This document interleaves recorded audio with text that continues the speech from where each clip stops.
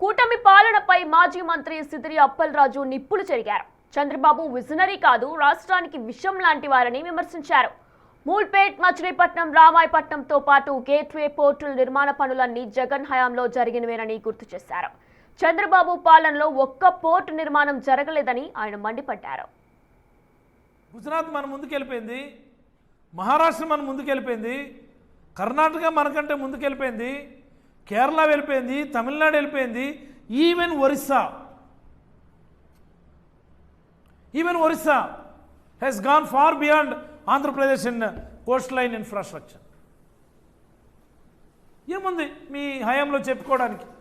4 పోర్టులు, Moolapeta port, Kakinada SEZ port, Machilipatnam port, Ramayapatnam port, పేరుతో సహా చెప్తున్నాను.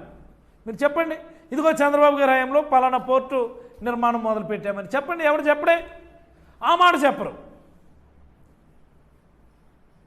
భజన చేస్తారు చంద్రబాబు నాయుడు గారు. అభివృద్ధి ప్రదాత, విజనరీ కాదు, విషనరీ. విషం ఈ రాష్ట్రానికి.